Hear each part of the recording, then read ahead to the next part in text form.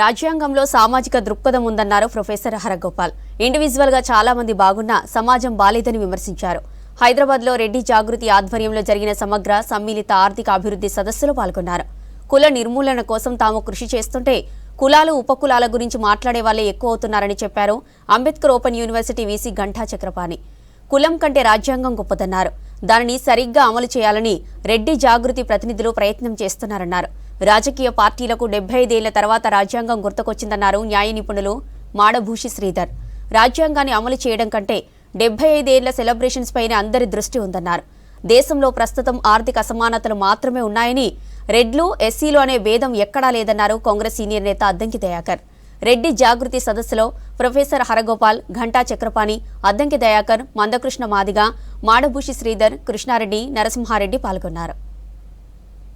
రాజ్యాంగము రచనలో ఒక సామాజిక స్పృహ, సామాజిక దృక్పథం రాజ్యాంగంలో ఉంది.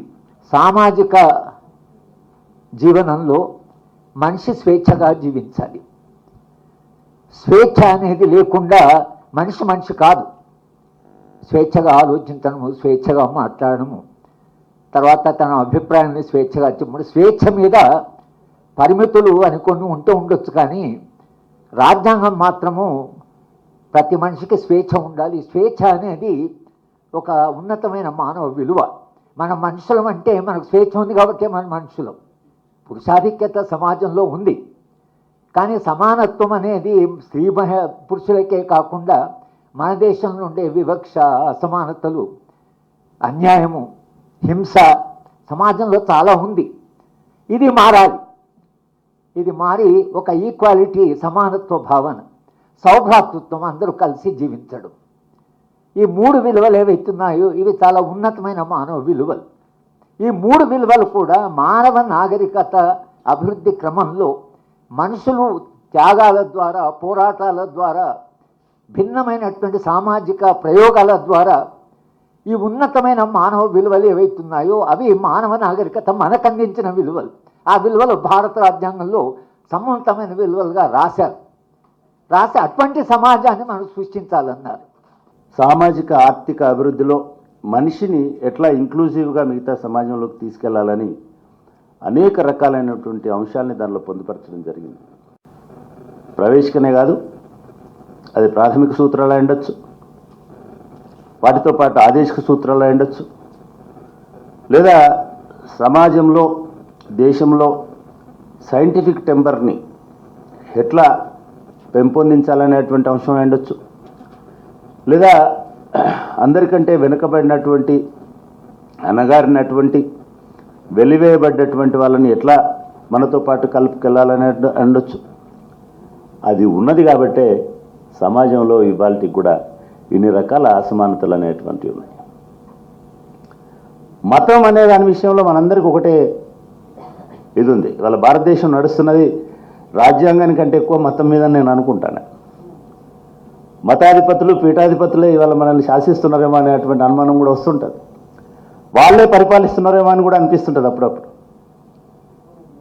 మతం విషయంలో అందరం భారతీయులము, అందరము లెక్క పెట్టుకోవడంలో అందరం అనుకున్నప్పుడు నిజంగానే మతపరమైనటువంటి స్వేచ్ఛ మనం అందరికీ ఇస్తున్నామా?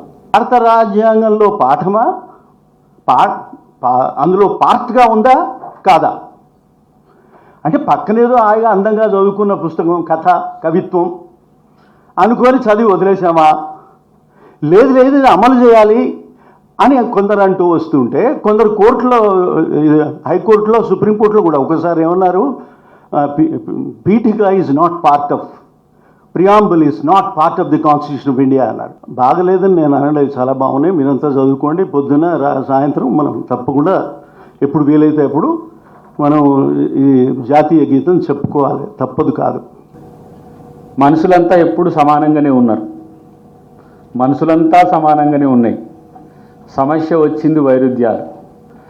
సరే, ఈ జనరేషన్లో నాకు తెలిసి అయితే, అంటే మా ఏజ్ గ్రూప్ నుంచి ఈ డిస్క్రిమినేషన్ పార్ట్ తగ్గింది చాలా. గతంలో ఉండేనేమో ఎక్కువ. ఎందుకంటే నేను పెరిగింది, పుట్టిన ఊరి నుంచి పెరిగింది, నా ఫ్రెండ్స్ కానీ, నా పరివారం, లేదంటే మేము పొలం చేసుకున్నా నా పక్కన ఉన్నదంతా రెడ్లే, నా ఫ్రెండ్స్ కూడా రెడ్లే. నాకు నాగలు దున్నరానప్పుడు నాకు దున్న నేర్పింది కూడా మా రెడ్డే, నా ఫ్రెండే. తర్వాత ఎదిగొస్తున్న క్రమంలో ఊరి నుంచి మేము ఎప్పుడు కూడా మా దగ్గర కోర్స్ దొర అనే కల్ట్ రెడ్డి లేకపోతే కల్ట్ వెలమ ఇట్లా ఉన్నప్పటికి కూడా వాళ్ళతో కూడా కలిసి మేము రిజర్వేషన్లు అంటే ఎస్సీ ఎస్టీలకే, రిజర్వేషన్లు అంటే నిమ్న వర్ణాలకి అనే భావన, నేను ఆ వర్గాల నుంచి పెరిగి వచ్చినవన్నే. కానీ వీళ్ళకి ఎందుకు సపోర్ట్ చేసినవని నన్ను ఒక వైజాగ్ నుంచి ఒక పెద్ద బ్రాహ్మిన్ ఫ్రెండే ఉంటాడు, ఆయన చెప్పిండు, నువ్వేంటి దయాకర్ ఇట్లా చేసిన.